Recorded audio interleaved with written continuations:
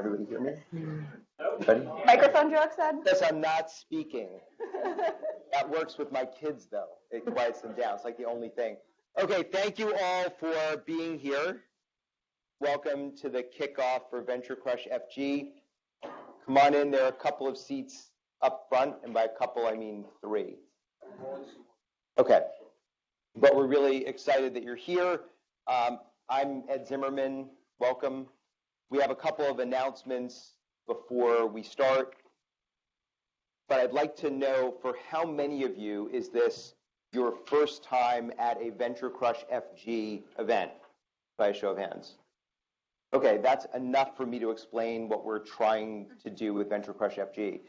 So the goal of the program is we had a whole bunch of great early stage and seed stage, or as we'll hear, pre-seed stage, pre-seed 1, pre-seed extension, I don't know, companies apply.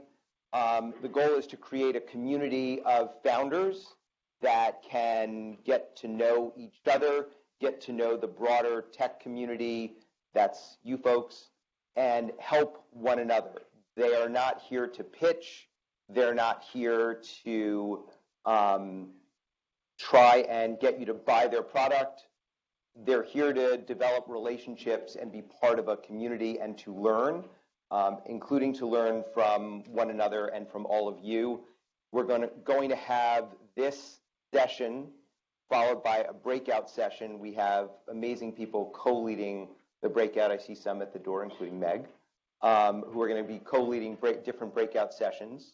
And those breakout sessions are really supposed to be for the primary benefit of the people wearing green tags, because those are the founders in the current vintage of the program.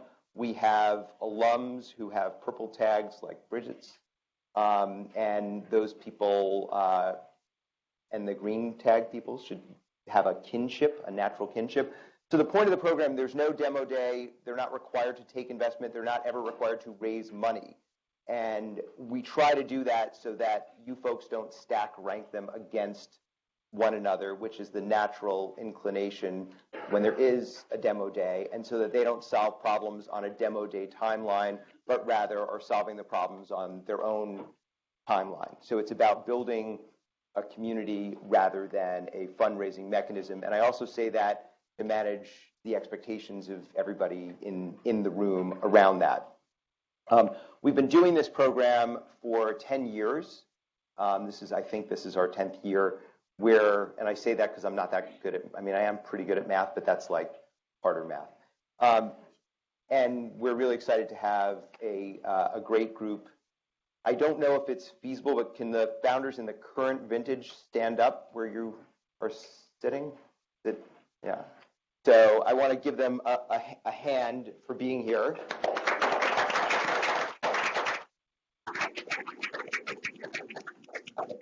And this was a particularly difficult group to cull from. We had a lot of great applications and applicants, and we're really excited about the group that has come together.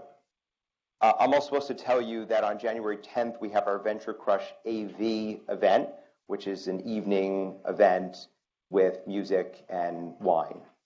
So you should consider coming out for that. We've got this amazing panel, and I'm going to ask each panelist to give a little bit of their own bio, and we're going to primarily but not exclusively discuss fundraising issues at the earliest stages, plural. I may also call on some folks in the crowd, like Rachel, who's taking her seat, but who's doing angel investing, not to have people swarm you later to get money from you, but maybe. But I may also call on a couple of you as well, and we'll do this for more than an hour until you all can't take it anymore. And then we'll try to weave in some audience questions as well, and then we'll go to the breakouts. During the breakouts, it'd be great if people were helpful, especially to the folks with the green tags, who are the founders in the program.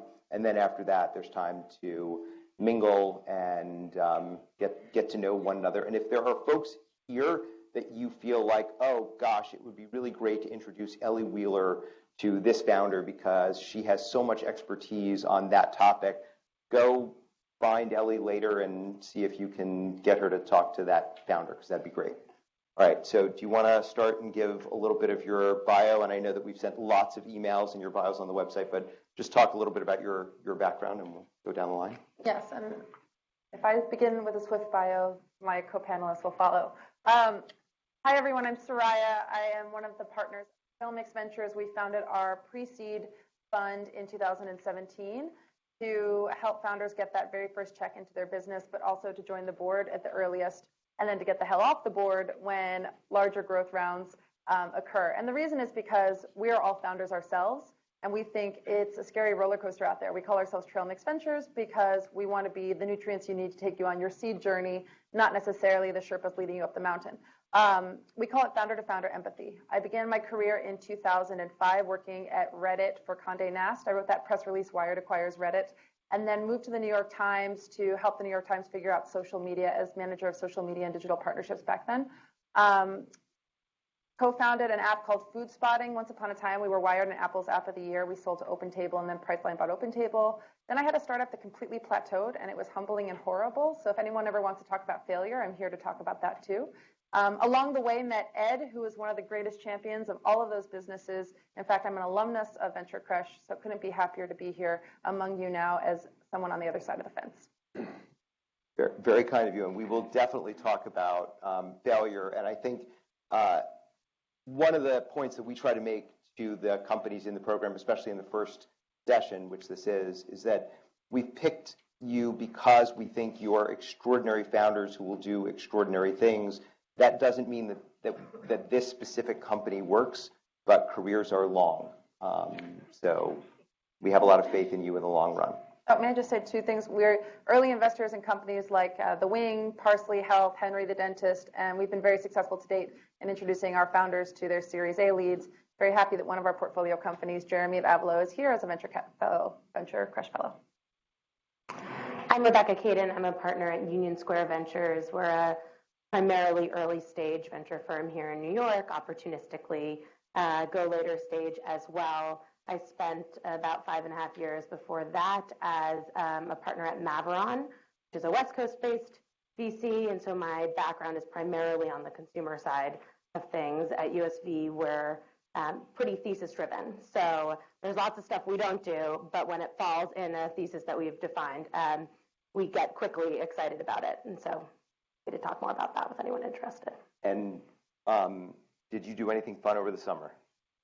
I had a baby over the summer. Haley taught me a lot about what to do with the baby once it was here. And now we're back in action. And was USB doing consumer deals before you joined? Yes, which was funny because I got that question and then I would ask my partners as I was kind of deciding to join, like, people are telling me, maybe USB doesn't do consumer deals. And my partners were like, well, we thought we did consumer deals, but like, I don't know. USB has done Twitter and Etsy and Coinbase and Lending Club and a roster of both consumer and enterprise deals, originally really focused on businesses with network effects and horizontal platforms, and over time, both horizontal and vertical networks, which is still pretty much the root of our thesis today. And so USB is also, because it's thesis-driven, people also think of it as a very technically and technologically deep firm. Sure. And one question that I get in my class at Columbia all the time from the MBA students is, I don't have a deeply technical background. I don't think I could ever go into venture because I didn't major in, engineering or physics or something. So I just wanted to ask you what you majored in college. I majored in English. I was a journalist originally out of school and definitely wove my way to venture. Of the team at USV, everyone is passionate about technology and through investing and learning is quite familiar with technology. Only one of the 5 GPs at the firm is a technologist himself. And in fact, everyone else are largely financial investors by trade. And so perhaps unusual there, but I'm a big believer that lots of backgrounds can lead to successful venture capitalists. And is that one person who's more deeply technical, is he the worst investor in the fund? Yeah, he sucks. No, he's like pretty great. Had a bunch of IPOs. Would like to be him when I grow up. I don't know. Kelly? Hi, everyone. I'm Haley. I'm a partner at First Round Capital based in New York, and we are a seed stage fund. We are the opposite of thesis driven. We are the ultimate generalists. Our investments range from satellite companies to agricultural companies to consumer to enterprise SaaS. Before becoming an investor, First Round seed invested in the company I started, which is a New York-based company called Birchbox, a beauty retailer. And Birchbox was in VentureCrush, but it was called First Growth. It was called First Growth, yeah. When I did it, and all of the wine analogies confuse me sometimes. Yeah, that's part of why it's called Venture Crush. Because you're keeping your branding more consistent? No, because I suck at branding. And everyone was confused, and so, yeah. So you said First Round is more of a generalist, and then you rattled off a list of companies or of categories that no one person could possibly master. So what does it mean to be a GP at a firm that has a small number of GPs who can't possibly understand what they're investing in? Yeah, so we are specialists in company building, so not in the specific verticals or categories. And we aspire to be the best partner for the companies that we work with for the critical first 18 to 24 months of the company life cycle, when you're going through the hard decisions and challenges of branding, pricing, hiring, raising your Series A, and no matter what vertical or business model you have, there's just a lot of challenges that are the same for founders in those early stages. And about 3 years ago, you left Birchbox. You started doing some angel investing. Yes. Then you joined First Round and told me and a number of other people that you were definitely not going to become a full-time, It's true. They tricked long-term me. VC. I tricked myself. Yeah, it was an evolution. I absolutely loved being a founder in every single stage, from the idea to, Birchbox when I left was in 6 countries, had over 1 million subscribers, over 200 employees, so it got to significant scale. And when I left, the one feeling that I had was that I wanted to give back, because I felt so lucky about having that experience myself, and I wanted to help other people who had those ideas and wanted to scale them, including Lydia, who's sitting to my left. She was one of the first angel investments that I made. And my decision to join First Round as a venture partner was to do that with more of a platform behind me and with more leverage, but I wasn't ready to close the door to being an operator again. Until, I realized I really loved it and that I could have a larger impact, at least for now, in the investing role. Yeah, I stalked Haley after a panel like this that she was on and somehow convinced her to invest in Dia, and she's very good, so if you're in that early stage, talk to her. I'm Lydia. I'm one of the co-founders of Dia & Co. We are a company that's really redefining the shopping experience for plus-size women. We started the company about 3.5 years ago today, and really from the fundamental belief that all women, regardless of their size, should have equal opportunity to express themselves through style, and to use style as a form of self-expression, and style as a form of who we are, and our identity is something that, for the most part, the vast majority of women in the U.S.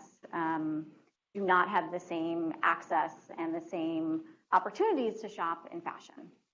So that is why we started Dia & Co. Prior to Dia, I never thought I would be a founder, but I guess looking back, I was always building from something. So I started at the Clinton Global Initiative when the Clinton Foundation first kicked off after President Clinton left office, and helped to build up a number of different new initiatives there from the ground up. Ended up then going the total opposite direction and was at Google for a year, and quickly realized that was not for me in big companies, and I like building. So came back and ultimately was just really knew that Dia was a company that we had to build, and the rest is history. And Dia has become a really important company in the New York landscape with a much bigger than just New York footprint. Can you give us a sense of the scale of where you are and why Haley is so proud of having made that investment? And Rebecca also invested when she was in Mavron, so I've got two lucky people here. So we are now over 700 people across the country. We have presence in Dallas, in Indianapolis, in LA, and of course here in New York. And we've shipped to about 90% of zip codes in the US and are scaling pretty quickly, pretty rapidly. That was a good way of giving metrics without really giving any metrics. Specialty. Lots of zip codes. Tons of people.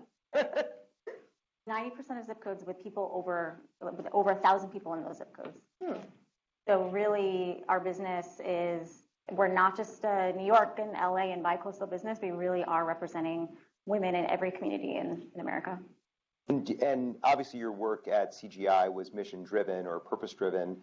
Do you feel like the company is? Because over the years, as I've heard you articulate what you do, it sounds like a very purpose-driven business, and that would play a large role in hiring as well. Oh yeah, absolutely. I think that we live and breathe by our mission, and I think that I personally have always been very mission driven, and ultimately it's in the core of our DNA, but we're driven by a purpose, and we really talk a lot about how we want to spark radical self-love through style, and that is something that if we can really attract individuals who are driven to create something bigger than themselves, it really kind of spills over into all aspects of our lives, and Dia's we're mission driven to, I wouldn't say a fault, but to a T. Great. Hello, everyone. Mike Lazaro, and serial entrepreneur. My last company I'm probably best known for, Buddy Media, which, thanks to Ed, had a successful exit to Salesforce. Ed was our lawyer throughout that, which was awesome. And now I'm doing some investing. I have about 60 just personal deals I've done. And then I'm spending some time with kind of a new company of mine. Tell us about the new company. So I'm not really talking about the new company, but we... Hold on one sec. So founders who are raising money, you see how that worked? Go ahead. That was a dangle. But project I'm excited about. We'll see what happens with it. And I've also been rejected by two of the firms on the panel, Union Square and First Round. So it's good to be reunited again. So you founded several different companies and sold, I think, all of them. Did they reject you more than once, and did they reject you for more than one company? No, I went to them for one company, for Buddy Media, and we had some discussions, and they rejected me. There's no other way to say it. They thought it was like the worst idea ever, which it was at the time, for the record. We pivoted a bunch of times, but it's truth. But you also had some highly unusual founder risk factors. Very unusual. My co-founder is a great person who I happen to be married to. But that wasn't why. I mean, we did have a lot of investors who were like, we're not investing in a married couple, which we would just walk out of the room because we weren't going to not get married. We weren't going to get divorced. So it was actually some of our favorite meetings. They would say that at the beginning of the meeting, and we would just like pack up our computer and walk out without saying anything. So it was actually really fun to do that. Started with her, started a bunch of the companies with her. Yeah, I was talking about the other risk factor. I don't know if you want to. You did a video after you sold the company for over $800 million. You did a video about this. Oh, I do have some health issues. Let's talk about everything. Company. I have an artificial heart valve and a bunch of other stuff. And so that was never brought up by an investor as a risk factor. To you. To me. Maybe to others. I also didn't lead. It wasn't like. Well, is this part of It was if you hear the story, it was a disclosed, it was an interesting disclosed issue. And founders in venture deals, the VCs get key person life insurance. Yeah. And, Ellie, I know Buddy Media alone returned more than the entire fund out of which Graycroft invested into Buddy Media. But was that a risk factor that you guys thought about or not really? Yeah, I'd never discussed it. Yeah. In retrospect. Are you in his new company? We're not talking about it. I too am not talking about it. Speaking of all things glorious, Tom, Oh, that's a good intro. downhill from here. That's true. So I'm not speaking about the fact that I'm an investor in both USV and Graycroft, which are among the very few venture firms I actually invest in. I prefer to do things directly because I enjoy the sort of hand-to-hand and just working with. Want to swap this out? I think it might be my artificial brain that's echoing.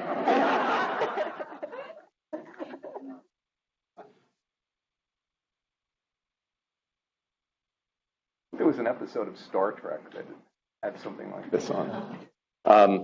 So I was trying to figure out, like, why am I invited to this panel? And I think the only common theme is I've been on just about every side of getting money into companies. So last couple of years, I co-founded 2 companies that I'd be happy to talk about, by the way. One is traditionally venture funded. The other one is mostly family office funded, one in cyber defense and the other a fintech platform.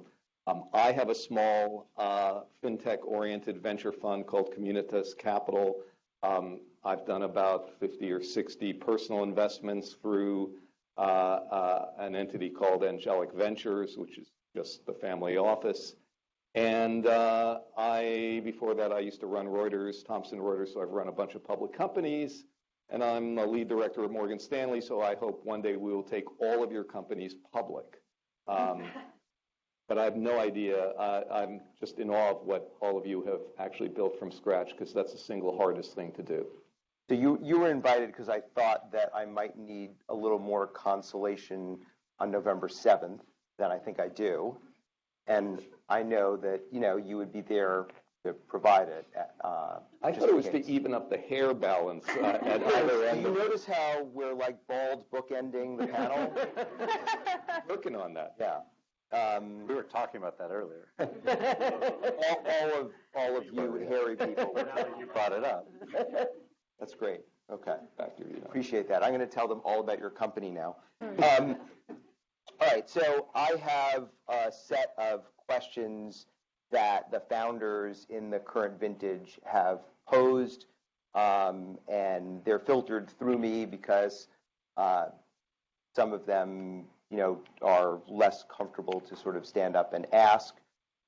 And I want to maybe start. So one of the nice things about this panel is I think maybe everyone but you have been on all sides of the venture and startup ecosystem, right? You've been consistently been a professional investor, but we've got angels and I guess, Lydia, you're a pure operator. No angel investments yet? I have made a few angel investments. Okay, so an impure operator. Excellent. We like impurity here. So one question that we discussed, and it was phrased in a really interesting way, was how long does it take to raise your seed round? How long should you generally allocate if you're a first-time founder to raise your seed round? lead investors? I would say 3 months would be fast. On average, like sometimes you could have a meeting and people get excited and you're funded the next week. So there's definitely outliers, but I would plan for 3 months, and it could even take longer. Thinking about my own experience, our seed round for Birchbox was really hard to raise until it wasn't, and we made like all the mistakes in the book. We talked to the wrong investors who had never invested in anything similar. We stalled our momentum. We were like, oh, let's stop doing that beta test so that we could go fundraise, which was just the absolute wrong thing to do. And we like needed the money, which is like the wrong vibe to give off. Ironic, I know. And it was only after we raised a small friends and family round and sort of like got heads down to product. We're like, we're going to launch this thing anyway. Who cares? That we got the momentum back. We realized who the right investors were to talk to. And we like had the mojo where it was pretty clear, like the train was leaving the station. Like, are you in, are you out? Which was the kind of like confidence that we needed to give off to get multiple term sheets, competitive rounds, and ultimately like the best partners. But we were still in business school when we started that process. It was probably May, and we didn't close that round until September. So that's just one example, but I'm going to give you the average of 3 months. What do you guys think? Ours was about 3 months from start to finish.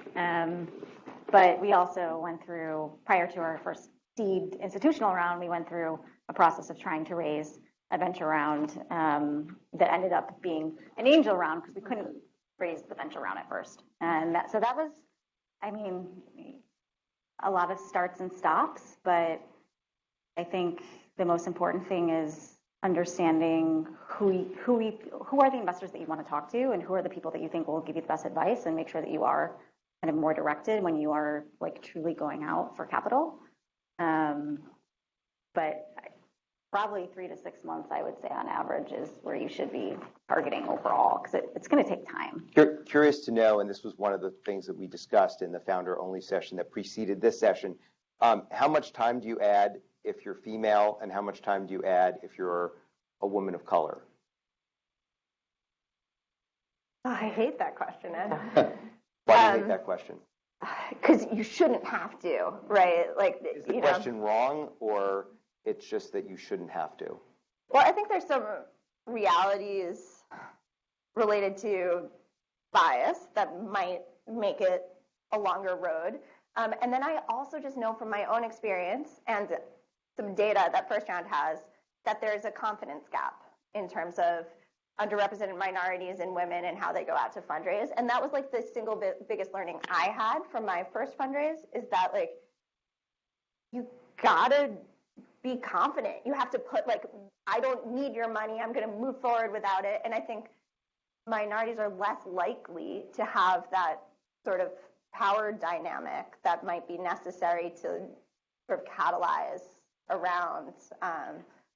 So I encourage those founders to figure out how to get it faster.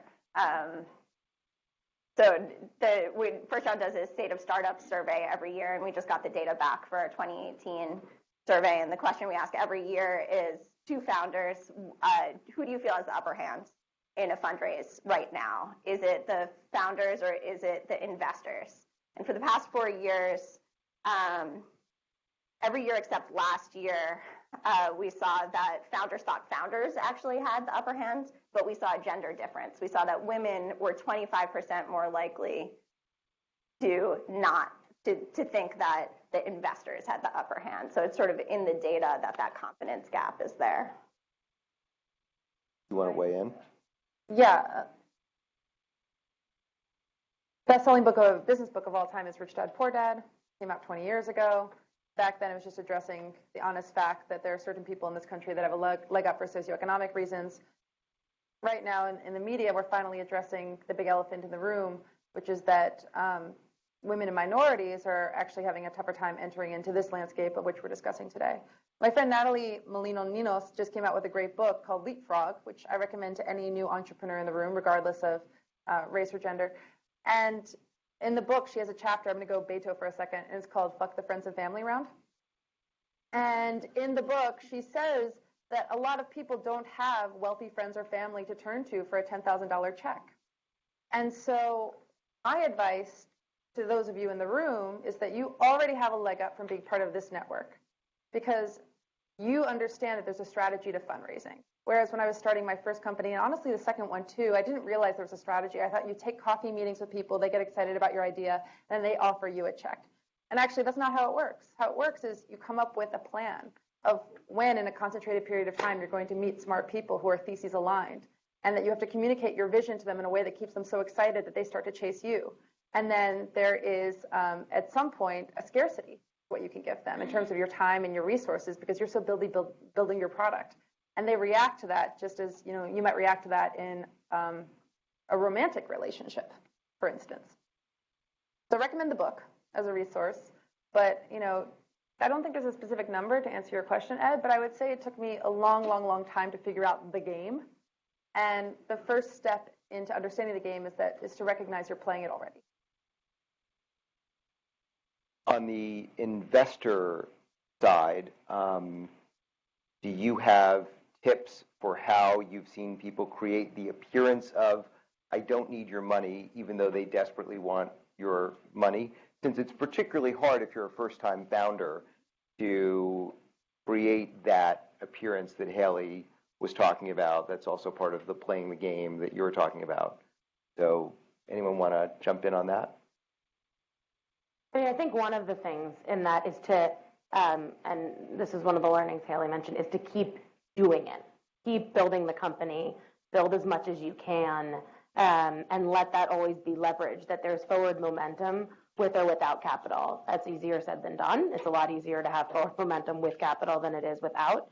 But even in the small ways, or even around the edges, I think showing that you're going forward, that things are happening, and that capital can accelerate something that's already in motion versus start a train that's stopped, creates that sense that I think we're talking about. Yeah, and I'd say the trick is, how do you create a sense of urgency without doing it in sometimes the very clumsy ways people do with, like, the train is leaving the station, there are 18 other investors, and then as soon as you find out that actually, no, there's not, you lose all credibility and destroy your ability to do it. So it's such a delicate balance. Hopefully there are real events happening in your business around, pilot customers, alpha sites, something that gives you once this happens, everyone else who's eyeing each other is going to come rushing in. And doing that well, I've seen it done well, and a lot of times really not well. So clearly one takeaway is cannot fake the impending event close, right? Because you will get caught, and we've seen that when people are told a term sheet is landing on Monday or Thursday, and then 2 weeks later they're still available for conversation. That happens a lot. But what else can you actually do to either engender the fear of missing out or create that scarcity before the first offer has come in? And I know that's a really hard question, but that's also why you are here. The easy questions we can answer. And that silence is underscoring how hard the question is. Okay, really fast tip. If you can't get an investor, you can get an advisor, although it's better if your advisor even puts in $1, so you can say that's an advisor and an investor. And then the warmest intros are made for you, are not proactive. So Jeremy, even though he doesn't need to raise money at all, might turn to me and say, would you mind introducing me to Ed, as opposed to proactively cold reaching out to Ed. And then he might script for me. For an investor, saving us time is the best thing in the world, for me to forward on to Ed. With 1 or 2 lines on top, but the paragraph is really about how beautifully the business is doing. It has to be opt-in. So then Ed's like, yeah, I'd love to meet Jeremy, as opposed to them being on the email thread already. And if you just get that first $1 check and that great bold name who happens to be mission aligned to make those introductions for you, these conversations move a lot faster. For damn sure. Yeah. What are you doing in reaction, Rebecca? I mean, lots of people want to talk to you. how are you filtering all of the inbound, even when it's someone great that you really like any of these people on the panel who are offering to make the intro, because you can't take all the warm intros, let alone cold outreach? Yeah, so there's a bunch of parts to that question. So at USV in particular, the thesis is a weapon here, and the thesis is designed really for two reasons. The biggest one is because it's a way for us to collectively think as a group of investors what we believe is going to happen and come up with a clear view around that, and then put capital behind it. It's kind of what's worked for the firm since the beginning, and it's fun to do. It's the way we like to do it, and it's somewhat effective. The other reason is it helps you figure out what you're not going to do. And so we're relatively clear that way. We don't really go off. Do we go off thesis? We do sometimes opportunistically. It's generally because founder we've backed before. That's actually the biggest reason. Or something that one partner is so personally passionate about that they're going to go off thesis for. But it's very rare. And so it's a filtering tool for us as well to keep us on track around what we believe in. At Mavron, we were coverage driven. And I think generally firms are either thesis driven or coverage driven. When you're coverage driven, you're trying to see the ecosystem and opportunistically make the best bets in it. And then that's harder. And so you have to continually be filtering where your lens is and where your bar is. And the most important thing you can do is say no to allocate time. And so often it's because this sounds interesting, but not as interesting as something else I'm looking at now. And that's kind of a brutal thing, but it's realistically really true. And Haley, in a market in which Rebecca says our thesis is our weapon, you are unarmed. Totally. No, you're not unarmed. You're playing a different game. Yeah, we have a different playbook, but we still filter. And I don't go straight from an email in an inbox to a meeting. I like to see a deck. I like to ask how much are you raising, because if you're raising too much, we missed our chance. If you're only looking for 200K, you probably don't have the level of ambition that we're looking for. And sometimes I'll even ask questions over email to make sure that I don't end up scheduling an hour-long meeting with someone only, frankly, to waste their time. That's what I hate. I hate when I get into a meeting with a founder only to have it 15 minutes in be abundantly clear that first round is not going to be the right partner for them. I feel for the founder because it's my job to meet with founders all day. It's fine. But for founders, I know that their time is so scarce. Like, I want to do a good job of vetting whether it's worth their time for me to schedule a meeting. I think one thing on this is and I think you've heard this and other people have spoken, you're rarely going to be the exception. And so if you look at a founder's portfolio or an investor's portfolio, and they've never invested anything like what you're building, the chance that they're going to break all rules because they meet you and think that this is the time that I'm going to go totally off scope after that first meeting is almost zero and definitely not worth your time. And so I think one thing is both sides should be filtering, but founders, I always advise them to filter more than they do, really for the time protection that Haley's talking about. I want to pause on that. As an angel, how many times have you invested off scope? Somebody once accused me of having style drift, right, which is a thing in buy-side investing. I said, I can't possibly have style drift. I have no style to drift from. So, but there's a big difference when you're sort of investing your own money. I don't try and lose my own money, right? But part of what I'm doing is learning and being exposed to new industries, new people, new ideas. And it's actually when I've solved for the people and ideas that I think I want to be associated with, the money things worked out, which is weird. I would have thought, when I've tried to invest in things that, well, I don't really like the person, but everyone says it's going to be huge, complete disaster all around. I also think people don't realize that angels and institutions are modeling investments in a completely different way. And so how you have to think about what's right for an angel is very different than what's right for an angel. Angels are measuring effectively like cash on cash. Meaning, Tom puts 100K into your business. If he gets back, what he cares about is what multiple of that 100K are you getting back. institutions care about what percentage of their fund are you returning if your investment succeeds at the way that they model it. You back into the same place there, which means if you have a big outcome, everyone does well, but it's actually different thinking that goes into whether it's a good fit.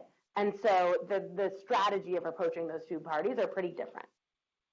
And how did you weave, and I really like that rubric, and I think it's really true, and I was expecting I have no real like confinement, which makes it really hard to say no, or makes it, what can you learn as a founder from saying no? And when you were raising for Dia, how did you weed out angels or family offices who were going to end up wasting your time? Or angel groups, which is a whole other category and very different from individual angels or VCs. Yeah, I have thoughts on angel groups. Are they happy thoughts? We won't talk about those thoughts. About that. We won't talk about them. I think that we did waste a lot of time in the very beginning, honestly, of like trying to prepare and pitch to different groups. And ultimately, when we ended up raising our angel round, we went straight towards individuals, right? Individuals who either knew us personally or individuals who we were introduced to through other founders. So I think like building that network is so much more important than trying to go out cold in some sense. And I think that a lot of that building that network also helps when you're ready for your first institutional round as well. I think angels that are likely to put money into your business will make a decision quickly before probably the third interaction. Tell me if I'm wrong. If you are doing intense diligence, asking founders to go talk to other people, asking for their marketing plan, usually I find like good angels, the ones that you want on your cap table, they meet you, maybe they have some follow-up questions in another face-to-face meeting, and they're in or they're out. So anyone that's asking for more than that, cut your losses, I think. So, and I want to hear from Lazaro on this, but I think you're right. However, we're watching.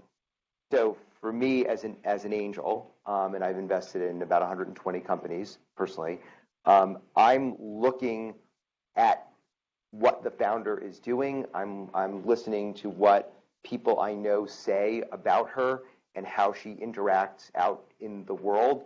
So I'm not directly asking questions, but I am absorbing information over a longer timeline. And sometimes I'm looking and I'm waiting for that person to start a company. And sometimes I'll say, when you start a company, I'd love to invest. It can be. You're like a last money in angel investor, not a first money in think angel. so? Yeah, I think so. Are you a last money in angel investor, Mike? I don't think I am. I mean, I can point to many deals that, I'm typically committing and then bringing to others. Yeah. I have two on my plate right now, which I committed to. I don't know if I should, but I'm getting, the round done for the entrepreneur. I love entrepreneurs, and that's my biggest strength and weakness. I'm, radically on the side of the entrepreneur. I tried the VC route, in kind of an intern type way. Ellie's laughing. And for me, it just wasn't, it just wasn't very comfortable for me. And I just think at this stage, as an investor, if you lose your entrepreneur, like you don't either back the right person, or it turns out to be a disaster, or they leave the company, like that's when you get into problems. And so I'm typically looking at, I have three things I look at. And I actually do my personal venture investing like a fund. I mean, it's tracked like a fund. I send it to, one, friend who's like a very well-known fund investor, and he's like, we want to use this tracking, for what we're doing. So there's a better way to. Is that your new company? No. I'm very graphical, so I like seeing like pictures. Mm-hmm. But the three things are the founder, like, did I connect with her? Two, is a space big enough to build like a pretty big business? I just know from my own businesses that like you rarely get it right the first time. I rarely get it right the first time. Buddy Media, we got it right the fourth time, literally three pivots, and we got it right. And the third is I like co-investors because I have gotten in trouble with some investments where I'm like the biggest check or even the only check, and it's like the worst because then I have to like go talk to Cass, as my wife, like, oh, we're in this company. If we don't put in more money, they go out of business, and I'm driven by guilt, and that's like not a way to invest. You know, losing like, you know, you never try to lose your money, but it's like I found it like happens by itself, right? Like you don't need to try to lose money. Like It does not happen by itself. no, it's like a lot easier to like write a check than to get money back. In general, for me at least. Maybe you guys are like professionals. Same. So it's very easy to write a check, like, and to convince yourself to like do a deal, especially as an angel investor. And so like I like having other investors around the table, and I think that's where my biggest home runs have become. Whether it's you know, a company that I think is going to be going public in a few weeks, and just got a big round of financing done for another one, which is with another. Someone in the room, I'm not going to like, hadn't been announced. And it's like, it's nice having people like real investors around the table. So speaking of real investors, one of the questions that was posed by the founders, which is a great question, is when people discuss fundraising, there is an assumption that as you fundraise, you choose your investors. But you often don't get to, and you have to accept bad terms or subpar investors. And there was a request to discuss honestly. Not that any of you would be dishonest, but, Or subpar investors. Well, so that's the problem, right? Because subpar investors, generally don't stand up and say, I'm an angel, but I'm last money in. Thank you, Haley. I know the timeline of when you invested in my company. We can talk about that. You're watching. You're seeing what people said about it. It was a long time ago. The truth is there aren't enough eds in the world, lawyers who can really guide you through the unknown unknowns. And I remember with our first company, Food Spotting, we got term sheets from a very well-known and very prestigious group out in Silicon Valley. The kind of firm where you get to throw their logo on your website and feel great about yourself for maybe 2 years. And it just so happened that I was at a startup event, which I encourage this group to go to in measure, 1 or 2 a week, but not every night of the week. But I was going to them 5 nights a week back then just to network my butt off. And it just so happened that at the time, Chris Dixon was in the room. And this was back when he had a startup and before he joined Andreessen Horowitz as a general partner. And I said to him excitedly, we just got our first Series A term sheets, and it's from this firm. And he said, would you like me to go into the back room with you and look at it to find if there's anything really critical or scary in there? And I said, yes, but it never even occurred to me to ask him of that. And so we went into the back room, and within 2 seconds he goes, oh, and he highlighted the word tranche. And he said, you're not getting this money all at once. You have to hit revenue metrics. And if you don't, in the next 6 months, they're pulling all their funding. And he goes, in our industry, that's called a negative signal. And if they put in some money and then backtrack out of that, you're pretty much dead in the water to all the other firms that you would then go and pitch to. He said, I would give them 3 days to revise this. And if they don't, go to your next best offer. And our next best offer was not a tier 1 firm by any means. It was a much lesser known firm. The guy who ended up joining the board, an angel, and steered the company into an acquisition about 8 months later, which, by the way, helped all the 3 founders receive our first liquidity moments. And now, 41 companies later, I'm an angel investor in a lot of companies in addition to Trailmix.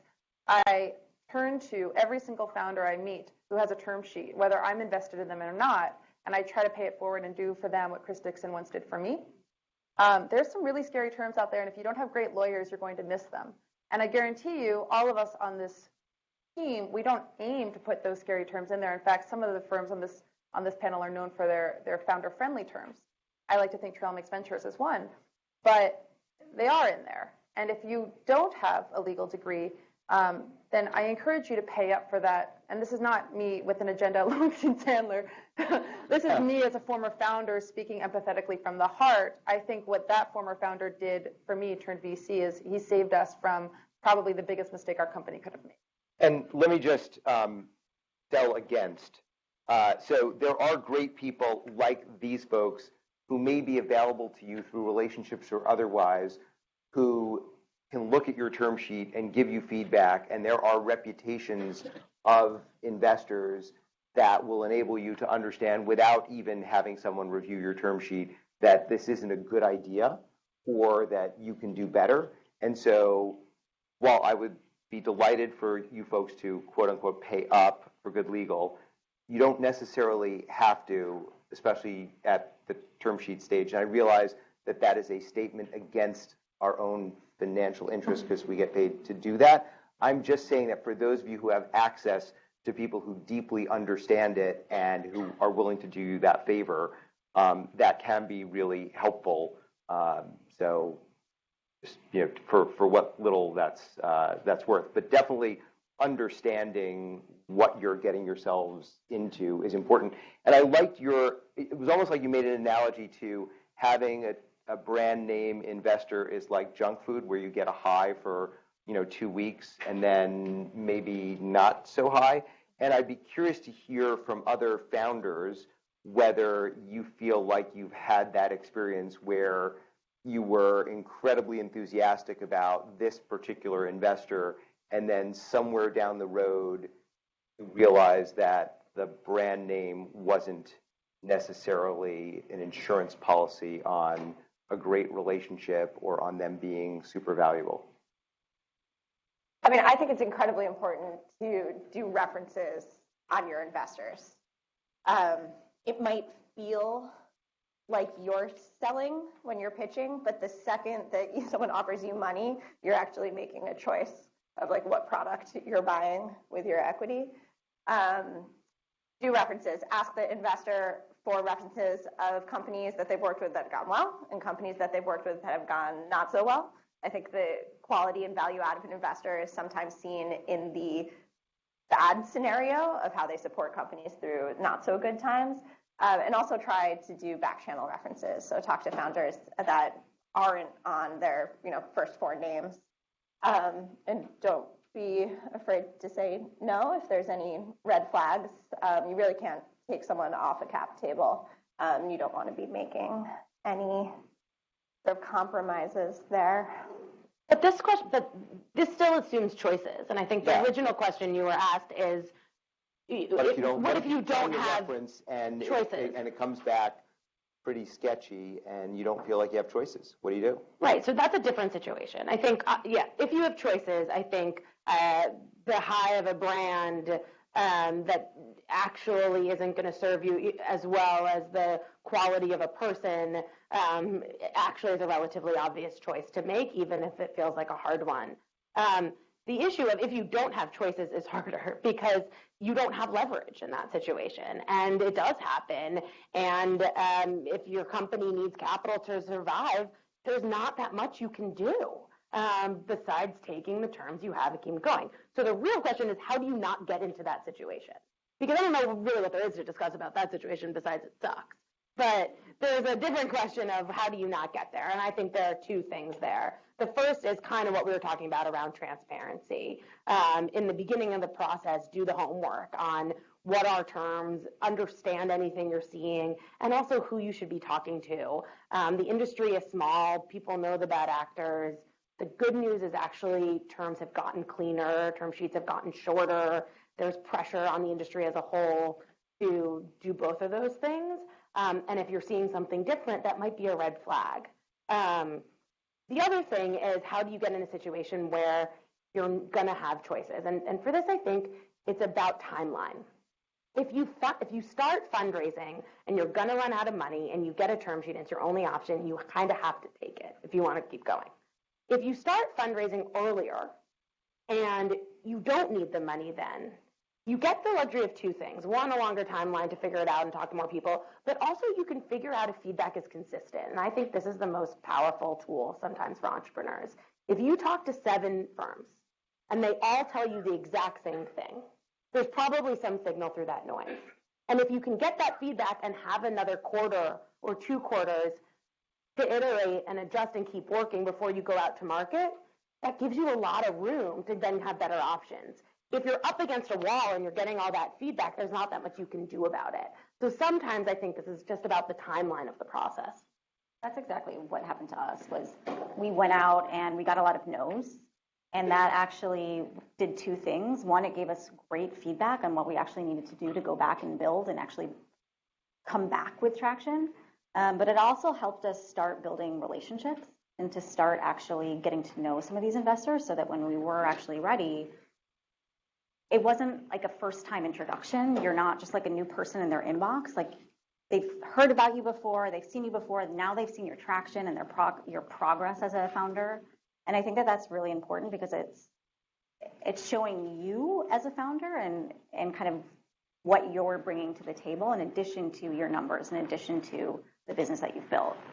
So start building those relationships as early as you can, even if it's just asking for advice. And I think that early on, I've always heard, if you ask for advice, you'll get money, and if you ask for money, you'll get advice. And we asked for money, and we got a lot of advice, but it was incredible advice that really kind of helped us be able to position ourselves better the next time we went out. So I want to talk a little bit about timing. There's a question about, is seed for product market fit? Is seed for, if seed is for product market fit, what's pre-seed for? If seed isn't for product market fit, then how many times am I going to be raising money before I get close to having a product that fits some sort of market in some way?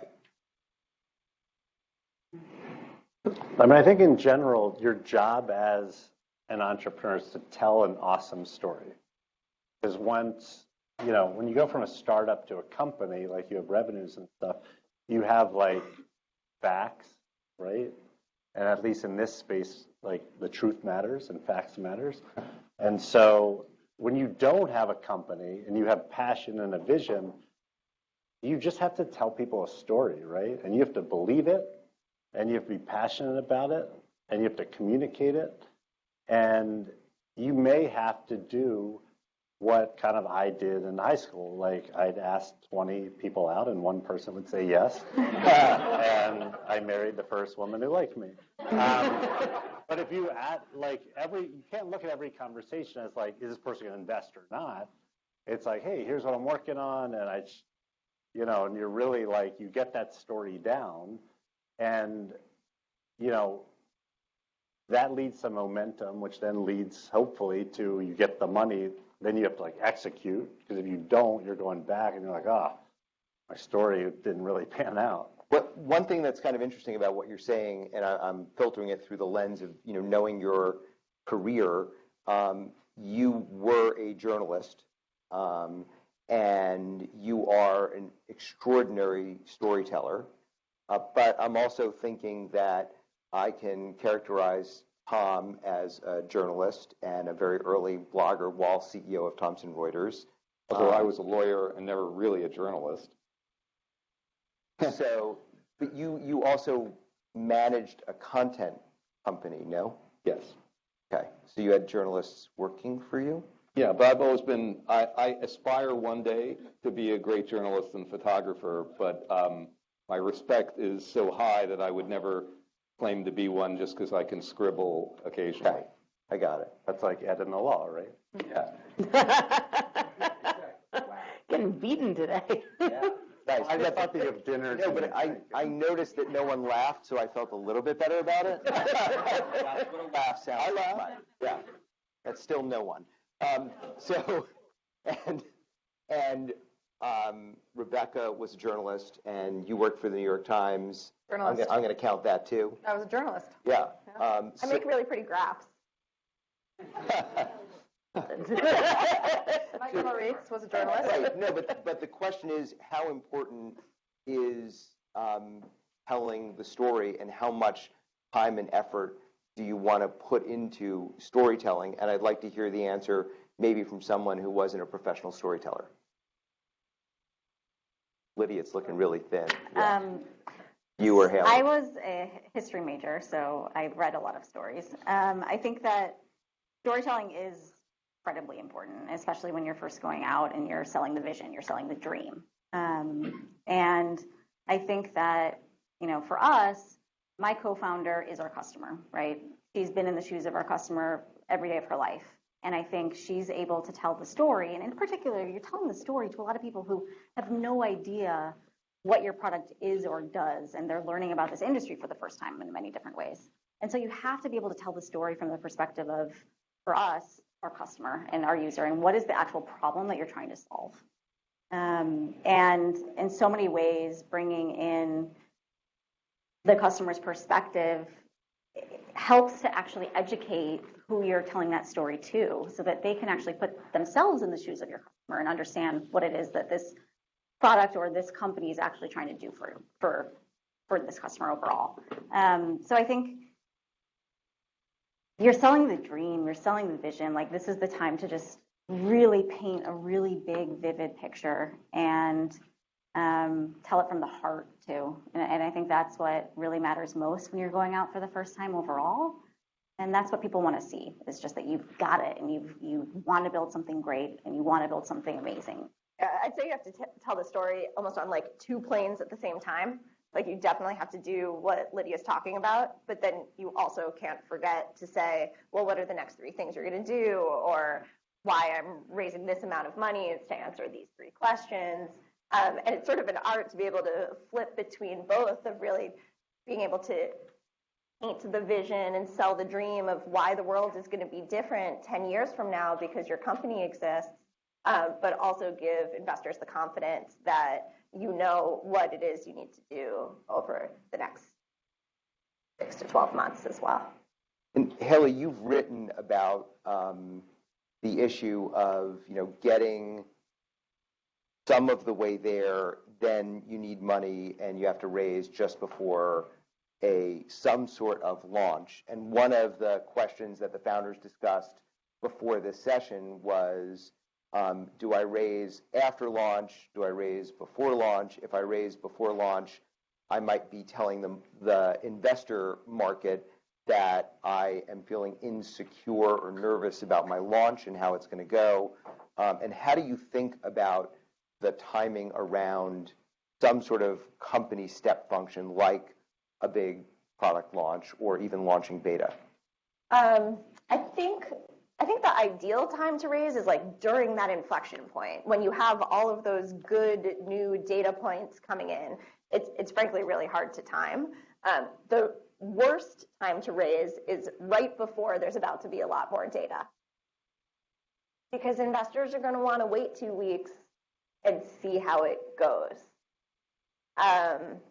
So if you know there's this big thing coming, think about the timing, to Rebecca's point, and either raise comfortably beforehand so that the investors need to commit before there's any more data, and ideally have some reason about why you need that money now, 6 months before the big inflection point, or make sure that you have raised enough and you have enough runway to get 6 months beyond the inflection point. Let's say that's a consumer launch. It's possible that it will go incredibly well. You're going to be selling things like hotcakes. You're running out of money because of working capital, and everything's awesome. Sure, you could always bring forward the fundraise, but chances are maybe there's some things that are good, some things that aren't good, some things that are inconclusive, and you want to make sure that you have time to figure that out. And I think roughly 6 months is the right amount of time to give yourself post a launch like that to get things sorted. Other people want to speak up on this particular timing issue? I mean, the best time, you're always fundraising, but never fundraising, if that makes sense. Like, you're always building relationships, and you're never telling people that, like, oh, we're like, we've been raising around for 3 months, right? And, you want to have the relationship so you can go back and reignite it at any time. Some, like my closest friends now who are investors, I had relationships with 3 years before they invested. And so you really want to, you just want to raise money when you don't need the money. basically. And it's just about, I always look at it, I'm going like way back. Like when I did golf.com, I couldn't raise the money. Like internet only had like, whatever, 15 million people. And so like I was invited to like Medina Country Club, and not invited, I met some guy who was running the law firm, Bill Weaver, Sacknoff and Weaver, who was a golfer. I had a bunch of friends at Medina Country Club outside Chicago, and I was, I didn't really want to go, but I like gave it my all, told a story about how everything's going online, and that was like my fundraise for golf.com. It ended up working. And so I just think you have to constantly be, talking and meeting and networking, because you can't look at people as like it's not transactional, relationships. They're people you're going to be with like forever. I've been to like weddings and everything with my investors, with entrepreneurs I've funded. Like you want to look at it as like personal relationship. It is, however, I mean, that story sort of underscores that it is easier to raise money if you're solving a rich person's problem, right? Because it's a different market that you're facing, and yeah, like raising money for a golf company at a golf club is probably better than like doing like your business, right? Like it's hard. Like you gotta, yeah. Well, I have 3 pro hacks here. One is the majority of investor updates that I now receive at TrailMix are not from companies we've invested in. There's something special that really good founders do, where you ask an investor who passes with a smile, that's what Sequoia calls it, to opt into monthly fake investor updates. So the real hardcore numbers save for the people that have written checks, but the sort of light touch investor update is an email you send out every month to a wider swath of people whom you still want to keep passively informed of your business. And I opt into all of those. I mean, keep them coming. I have a whole folder in my Gmail just for how are these companies doing. So pro hack, do that.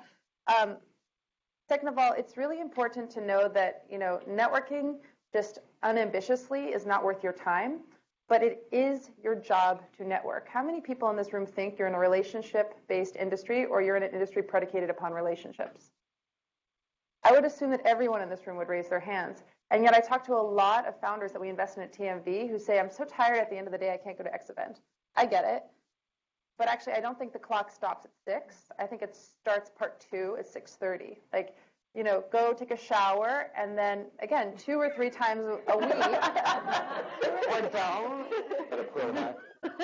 If you have a company focused on technology and elder care, go to a meetup.com for senior citizens, I swear to God. And it frustrates me when early-stage founders don't do this enough, and the same advice applies to investors. We don't necessarily have meetups for investors, but we're also not difficult to meet with. And so a coffee or a drink, whatever you feel most comfortable with, twice a week with someone who down the road could fund you. My last pro hack is I have a theory that if you meet someone 3 times and all 3 meetings are good, you'll probably end up doing business with that person eventually. So try to get 3 FaceTimes with someone and see if you can't close them on meeting 4. So pull the negative on that a little bit, for interest's sake.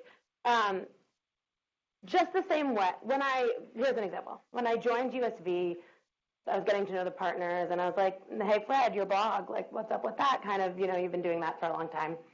And Sorry, wait. What? Say that again, though? But explain the. Fred, my partner Fred has been blogging every day for almost 14 years. And through it, he's built, and probably a lot of you know him, I had heard of him too, and he's built a good presence, largely off of regularly publishing this blog, and he does it every day. And any of you who get it know that, like, 8 times out of 10, it's like, yesterday I took an Uber and like, that was interesting. And 2 times out of 10, they're like, oh my God, these are fantastic insights. It's really, interesting what you're observing. And some of them are, in the kind of journal that entrepreneurs and VCs kind of look to. So I asked him about it. And I said, why did you start doing that? And he said, I'm an introvert, which is true. And I didn't want to go to events. And I think one thing about investing that I think is true is it doesn't favor. There are people who are the best extroverts in the world who thrive off of events, who can be at this cocktail party till 10:30 p.m. every night or probably later, and that's going to be a great weapon for them to do their job. But it's not the only way to do it. And so do I think you need to form great relationships? Do I think you need to have secret sauce to how you meet people and how you develop opinions and connectivity? Absolutely. but I don't think there's only one recipe for how to do it, and I don't think it's true for founders either. And so I think there are many great founders, including many in our portfolio, who aren't going to be at that event at 9 p.m. And it's not that they're tired, it's just not their thing. And I think if that's you, that's okay. You just need to figure out what's authentic to you to solve for. You need relationships, you need network, you need connectivity, and how can you do that in a way that you're going to feel happy and proud of? So, Soraya's personal hygiene tips and your 80% loss ratio on Fred's blog are really interesting, are parts of really interesting counterpoints. For me, I didn't like going to events and wasn't good at it, so I started throwing my own events because How's that going? I couldn't get, I'll let you know, but I couldn't, I mean, number one, I wasn't getting invited to the events I would want to go to, and the events I went to, I didn't know how to, like, work a room or, do that stuff, and it felt really awful and uncomfortable. So I started throwing events, and ultimately, they got a little bit bigger, which is nice, but I do think that you have to find the path that works for you. And if you're a magnetic person, you're going to reap different benefits. I am really curious because we did talk about these. Thanks for passing on my company. Here's the update.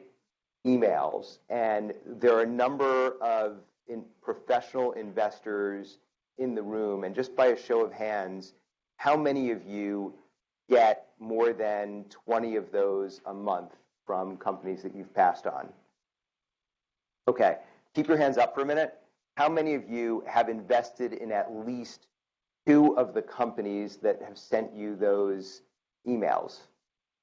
Yeah. I have no idea. Probably. You don't By know? one. I don't know. Okay. Like 2 exactly. 2 exactly. So you were like waffling a little bit.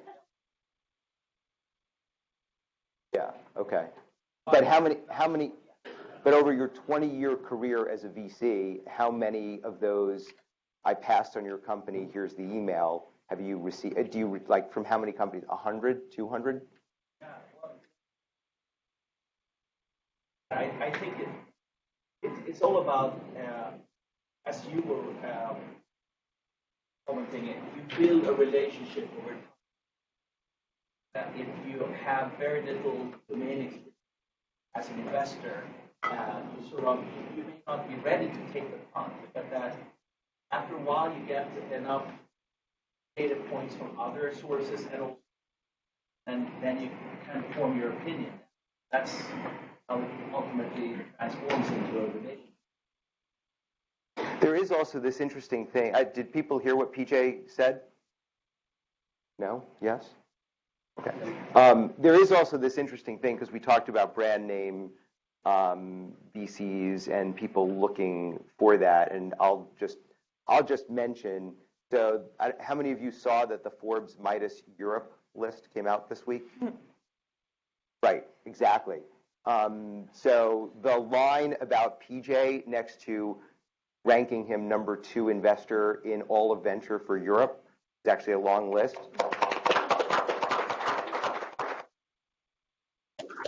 Days ago and just on that deal, he returned over $1 billion from that fund to his LPs, which was like a 200 million euro fund.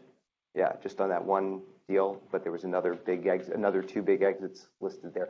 So one of the things, so PJ Parson from North Zone, which is New York, Sweden, London, Oslo-ish. But it is one of those things where we look at the market in a very, very specific way. And one way we look at the market is, for those of us in New York, we stand and face west.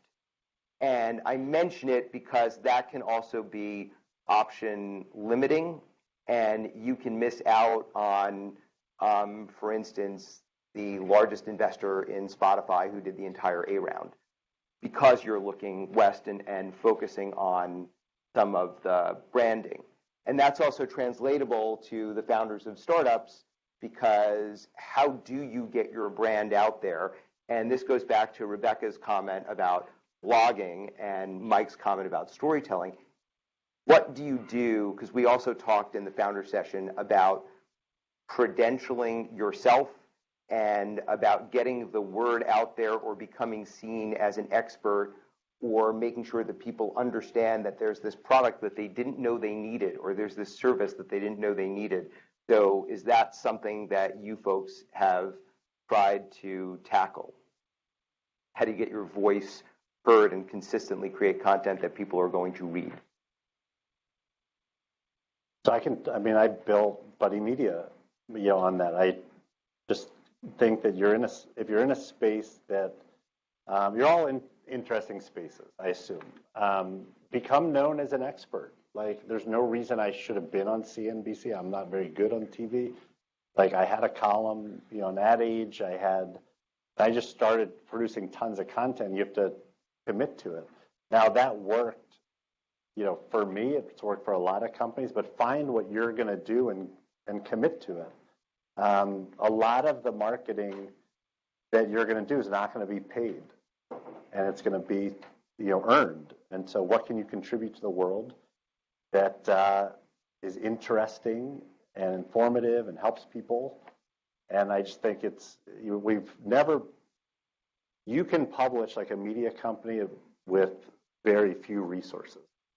And when you're writing and trying to lift the brand of Buddy Media years ago, you're not specifically writing about Buddy Media. You're looking for an adjacency. Oh, yeah, you're not writing. You never are. I mean, if I say Buddy Media is great, everyone's like, yeah, whatever, right? Like, of course you think that. But if you start talking about, like in my case, it was like the Facebook platform and, all news moving to streams and, this new marketing, that's what people want. Like, you're an expert in something, share it with the world and commit to sharing it. This isn't like, every 3 months I'm going to like publish something. It's part of your job. And if you're not a communicator, who at your company can do it, right? My wife, who I work with, is more of like operations. She's more internally focused. I was forced to go out, so I became more of the external voice of the company. It doesn't have to be you as the founder, but someone has got to be putting your company out there. Right, and help working journalists who are working at deadline. Don't ask anything in return. Build up. They get to know you, not just the New York Times, although that'd be great. Also, there are a ton of sort of industry verticals, and over time, they just start calling you because you've been helpful and you're easy to get.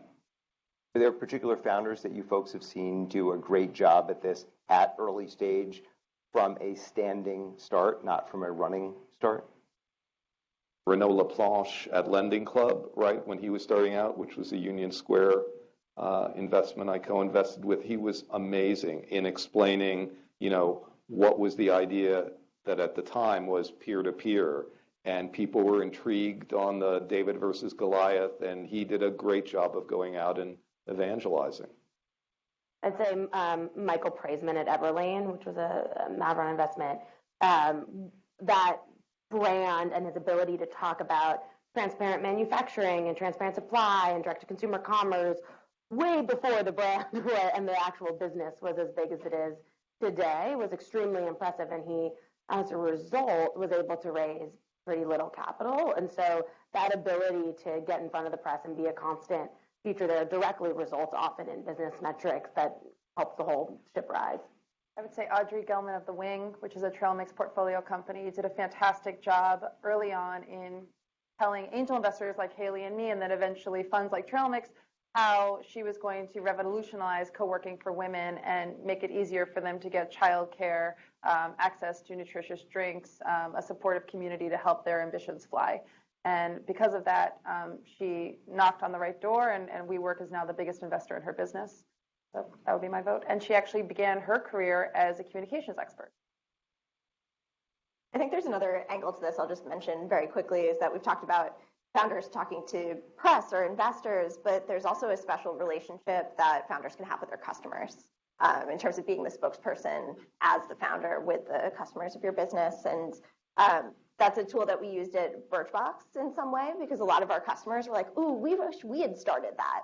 So Katya, my co-founder, and I actually would talk about our business and be pretty accessible to our customers, and they felt almost like bought into the service that we were creating. And I think the best in the game at this is Emily Weiss, what she's doing at Glossier in terms of her herself as the CEO and founder of that business, being someone that the customers really want to interact with. Kind of living the brand. Living the brand. I mean, Nadia and Lydia are really, really good at that too. Nadia, my co-founder, is amazing at this. Fantastic at it.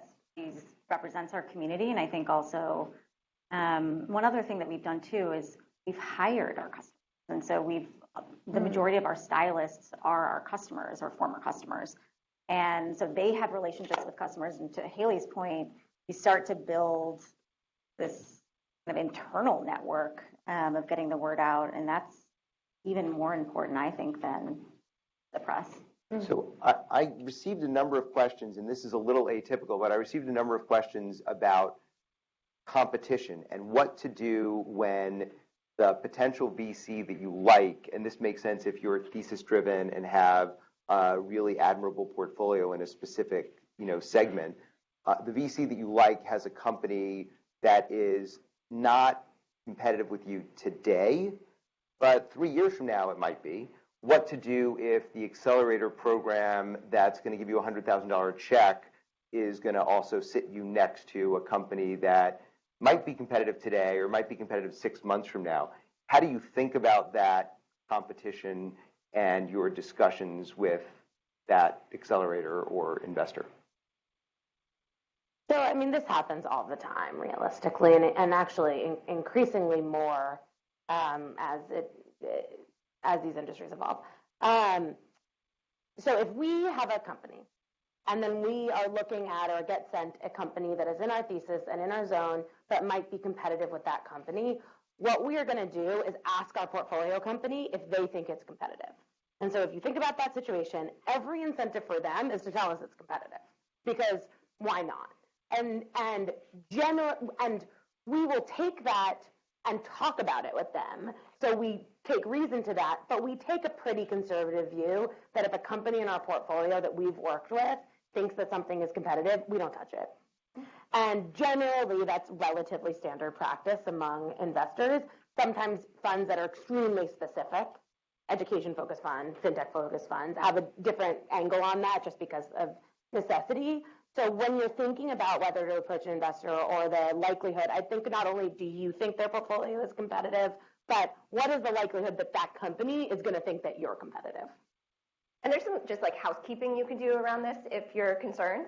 You could still reach out and you could say, I see you have X in your portfolio. You could explain why you don't see yourself as competitive, and you could ask, what is your policy in regards to competitive investments? And just try to clarify that up front. So again, you don't end up spending an hour with someone only to figure out that they're not going to invest because of a competitive investment. And for us, just to share how we think about it, we will not invest in a company that is currently a substitute to a product that another company we have in the portfolio. We have over 200 companies in the portfolio. We can't predict future pivots down the road, but essentially we're saying, would someone not buy product A because product B now exists? Then we're not going to, make the investment. That's competitive. When in doubt, this is totally unofficial. We haven't kind of formalized this, but something, a rule of thumb we use is if it's been in a board deck, even in a 2 product turns down the line kind of way, we'll say, okay, it's in the map. If it's 6 turns down the line and it's never been mentioned, we think of it a little differently. That's one rule of thumb. And there was a question about deal structure. And I hesitate to go down this path for 2 reasons. One, it's not easy to discuss it swiftly. And 2, while I'm somewhere between being an atheist and being agnostic, I have real religion on this issue. So I'd love to hear views on deal structure, safes, convertible notes, priced rounds, and I will focus the question on if you have the opportunity to do a priced round at the same valuation as the valuation cap in a safe or convertible note, and I'll come back later and explain that. Priced round? Yes. Absolutely. Simple. Lydia, Oh, yeah. We're flexible. what do you recommend? It's different for me. I'm a pre-seed fund than for they. We use the same term sheets for everyone, but we give the founders a choice. Do you want this to be priced with us, or do you want to do a convertible note for XYZ reasons? And we'll be going into the weeds right now. So because we come in earlier, we like to be founder friendly and teach the founders about the terms that they're going to see on that term sheet alongside their lawyers. So that's why I say we're flexible. But for these folks who are slightly later stage, priced all the way. The thing I'll say for earlier stage, though, for convertibles is sometimes you can't necessarily price your round, and the people you're going after, it just doesn't make as much sense. And investors hate when you have a convertible and converting it into converting that note later on, but it is simple and it is easy. So this is why I wanted to avoid that question. So I think the answers you were giving were not which you prefer for you, but which you think will be better for founders, priced versus convertible. Yeah. There's a fiction out there that, oh, pricing's hard, so we'll just do a convert. But, anybody's going to want a cap, and this idea that it's going to be easier because there's a convert and they won't really pay attention to the cap, no way, they're pricing you round, right? So I'm not against converts. I think they're nice and simple, but I spend just this, right. A cap is a price. The reason that we believe it's better for both parties, founders and for us, although we are flexible, we do convertible notes and safes all the time, is that it is final. You know what everyone owns when the round is done. You're also able to set up clear terms and governance structure that sets that company up for success. That a convertible note just leaves the door open for there to be actually different ownership down the road, depending on what happens with the next round. And maybe the next investor doesn't have founder-friendly ideas of the other terms that they're putting in the round, and we'd rather make it clean and straightforward now. So my 2 cents on this issue, and then I'm going to see if we have a couple of quick questions, is when you do, so a convertible note with a cap means I'm going to lend you this money, which I never expect to get repaid, and it will convert into your next round of financing. But because I want to make sure that I still get a good deal, it can't convert at a valuation higher than this cap. However, if it becomes better for me to convert into that next round at a discount, I will get that discount instead. And so I wrote a case study on this, which Columbia published, and I teach in my venture capital class at Columbia in the MBA program. Last week, we did this case study, and I had 3 different investors who were guesting at class. And to illustrate the point of some of the confusion and complexity that generally happens at the time of conversion, when you should be sort of celebrating your venture round and that things have gone well, there was no agreement among the 3 of them from major venture funds as to what was customary when you get into the specifics of how conversion worked and what's included in the cap and what's not included in the cap. And there was real consistency of experience in that about 9 out of 10 times at conversion, there is some renegotiation or haggling or worse when those come up. So if you think about the life cycle costing of your cap table, right? When you buy a Toyota Camry, not that I want to shill for Toyota, when you buy a Toyota Camry and you could buy another car for the same price, you have to think about the fact that the insurance on the Camry and the maintenance and upkeep on the Camry is going to be lower, and therefore your price over time is going to be better with the Camry than the other car that looks like it's the same exact price the day you buy it. Your cap table is really, really important. It is the foundation for all of the things that come after it. And so the idea that you can kick the can down the road is, I think, a little mythical, especially in the current market. So if you can get the same price in a price round as opposed to the valuation cap, the price round is generally better news for founders. With that, and avoiding doing math and talking about the multiple liquidation problem, we'll take some questions if people have a couple of questions. Recommend for Series A in particular that founders raise currently from or look to meet with VCs and family offices at the same time, or should you kind of set your sights on one that's better fit for your business? So in the company that I co-founded that is the cyber business, we were doing a $125 million seed because we needed some pretty massive processing. And we had blown right through, any sensible venture other than like the Vision Fund. So we hit large family offices with an interest in that. It's really hard to combine the two. We actually do have one VC in the cap structure, but it's almost more as a off-style investment. I think it depends a little bit on the ultimate goals for your company. Family offices and VCs both can fund similar companies, but often have different ultimate goals. What a venture firm's objective is in terms of multiplying their fund can be different than what a family office's objective is for the capital that they're deploying. And so if you think about your current round as one step of many, or potentially many, and you're going to raise multiple rounds, having aligned investors on your cap table is helpful to you, because you can run into problems when there are multiple players with equity stakes who don't agree around the outcome of the company. So if you're trying to build a venture scale company and you think in the future you're going to want VCs around the table, it may be helpful to target them first because it may reduce complexity later on if people may not agree on what the goal is. I think there's some family offices that have real strategic value. One of our LPs is the world's largest packaging company, for instance. So if we have a CPG company, not only do we take them to market to consumer funds, we take them to this particular family.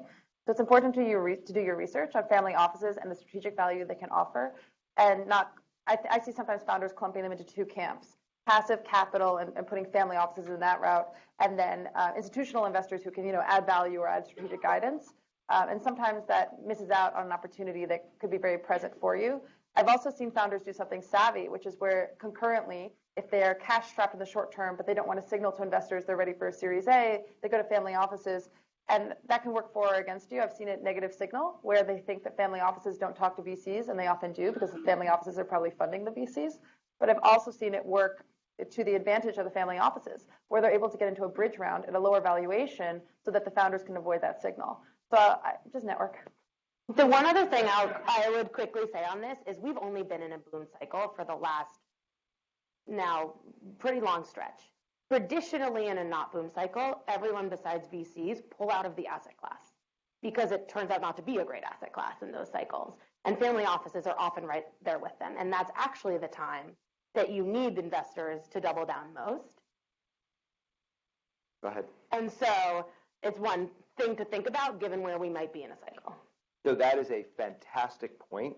And having done this kind of work as a lawyer at this law firm for 26 years, I've seen people say, I don't want to talk to VCs, I want to talk to hedge funds. I don't want to talk to VCs, I want to talk to family offices. There is a very different way of thinking about the duration of the investment period and the almost obligation to reinvest at least 2 more times. Venture funds are set up to invest for 10 or 12 years, to invest 2 or 3 more times. Family offices might not be. Hedge funds, for sure, are not. And angels can fall away when the market drops 5%. And so you do have to be really thoughtful about making sure that your asset class, the stock of or convertible notes in a startup, matches with what your investor is willing to do, what they know how to do, because late stage investors don't necessarily understand early stage opportunities, and what they're willing to endure from a time and risk profile perspective. And we see that in spades in a down market, or the minute a market looks like it's going to be a down market. All right, we'll do one more question. Go ahead in the back.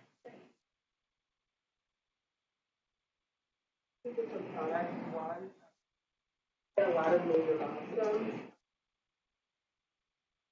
The other product is image, and we're in like a prototype phase, so not as many milestones. And finding that investors are more interested in that basic product, so systems off on how to move that story so that milestones that have already hit are not ignored.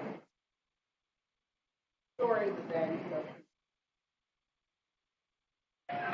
Did anyone hear the question?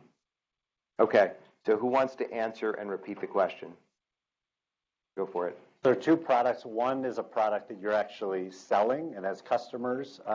Another is a future product, a prototype, but has tons of promise, but no customers, no validation.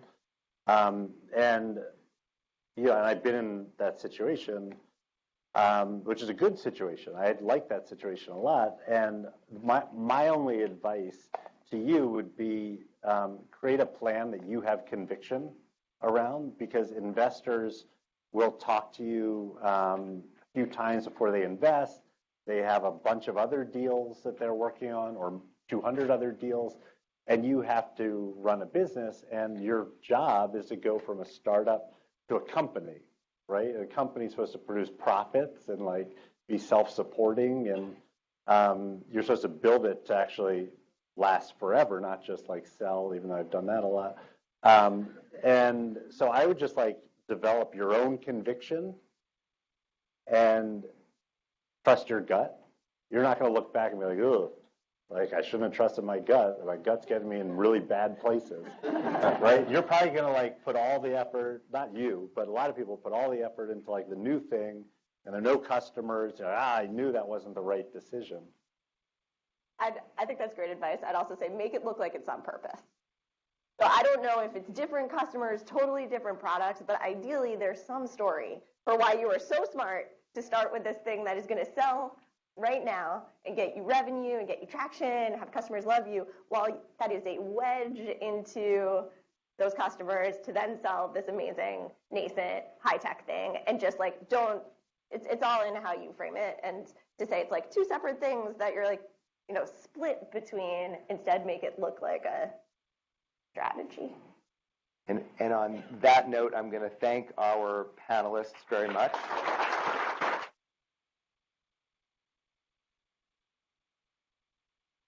And I'm going to let you know a couple of very quick things. So January 10th, VentureCrushFG, 6 o'clock here. Let us know if you're interested and haven't been invited. I'm also helping a student and a former student of mine and a couple of friends create a Black and Brown MBA network, which we're doing the first session of this week. It's called Seneca Network. If people are interested, come talk to me, and we'll help you get looped in. And then what we're going to do now is the breakout sessions, where you're going to help but not interrogate the founders of the companies in the program. And we will help you figure out which rooms you're supposed to go to. The third page of the book has a list of the wonderful people who have agreed to lead or co-lead sessions, and we're really glad that all of you are here. I think on the back of it's on the back of your tag, which I don't have, Mark. We're all given a room or a letter. When you're going, A is down this way, H becomes I, and now becomes J. All needs to come down. Everybody up and out and move. Thank you all very much. Ed, what room do you want us in? You can go to whichever. It says led by panelists.